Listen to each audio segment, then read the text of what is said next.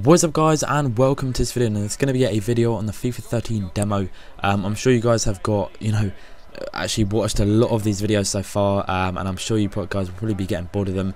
The amount of videos that I've seen of tutorials and stuff like that, has been ridiculous, and it seems that everything has kind of been done that you can do on the demo. So this first video of mine is just going to be talking to you guys about what I think of the game, some of the new features that I think I really do enjoy, and some things that I think could kind of be toned down a bit from my opinion and experience of playing the game so far. So basically, for me, this game has become so much more realistic. It is unreal. The main thing to do with that is probably for me the animations that have been newly brought into the game.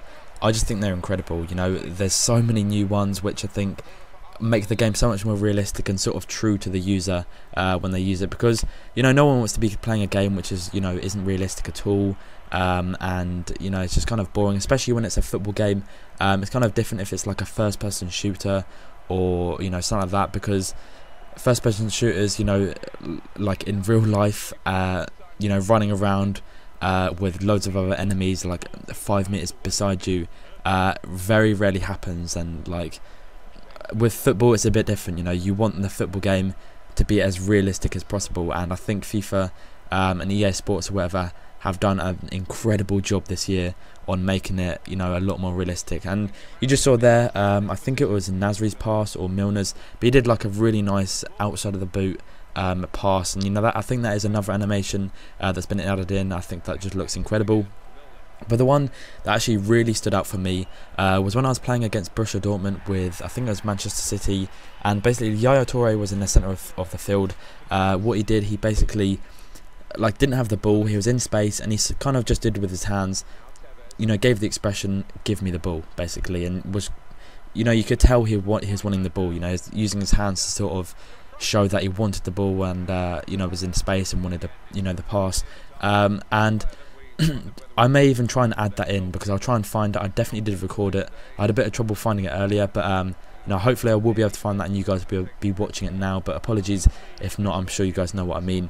But that animation for me is just it makes the game, I know it's a really small detail, but for me the small details really do sort of add up and become a massive factor in my opinions on a game. And just for me, that small detail kind of made that game for me. I didn't care that if I lost, I didn't care if I won. It sounds sad, but I was just so happy to sort of see the game be pushed to a new level. And I saw there on the screen, we did actually score with Aguero. Quite a nice goal. We did actually get past Mertesacker pretty easily, but from my experience of using Mertesacker, he is a really good centre back on this year's game. Very good at intercepting the ball and also tackling and heading as well. So I think he could be a centre back to watch, even though he has barely any pace. But I will actually come to that factor in a second. But yeah, like the animations, I'm so intrigued and stuff how they actually do them. I know they've have that like studio and stuff in EA, but how they actually put it onto the game, is beyond me. And how they make this so realistic, I really am I take my hat off to EA, because these new animations are just fantastic. And I think it's really going to determine the sort of level between FIFA and any other football game there is out there on the market. So the second thing that I want to talk about, and also give me your thoughts and opinions on what you think of my ideas and opinions on this game, because it is always nice to hear your guys' opinions, and maybe we can have like a little discussion in the comment section below. But the second thing that I want to talk about is going to be the pace. And I think this year pace will be nothing. I did say it last year and was completely wrong as soon as Ultimate Team arrived, but I generally do think on Ultimate Team this year pace isn't really going to be a factor. Obviously the players like Walcott on that will get past players like Chimishuk, who is like that centre defensive mid who plays for Bayern, who is like 20 pace or something like that. Obviously he's going to get past him. But when I was actually playing with Arsenal against Manchester City and used Walcott and got past Zabaleta, the players sort of lose fitness and get really tired very quickly. I think that's good, because it kind of does have a real life aspect to it, but at the same time it makes the game feel not so fake and sort of I hate to say it, like scripted, not scripted, but like, yeah, basically just fake. You know, just forget what I said about scripted. I don't know, even like that was completely the wrong word to describe what I was talking about. But yeah, like I generally think like, I don't know, it just, in real life you wouldn't see a Bonahor, you know, bursting through past Chiellini, you know, like within like a foot of space between them both. It just wouldn't happen, and that was happening all the time in FIFA 12, and I'm so glad they've sort of fixed that, because, you know, that was one of the things that I went on to Ultimate Team which maybe didn't want to play. You know, you'd come across players from time to time who would have like Bent, Walcott, Young, Agbonlahor all in the same team, and sometimes like Agbonlahor would be centre mid, and I'd just be like, you know, what the hell are you doing? How can you have fun playing this game? So I think this year is going to definitely determine and separate the boys from the men, as gay as that sounds.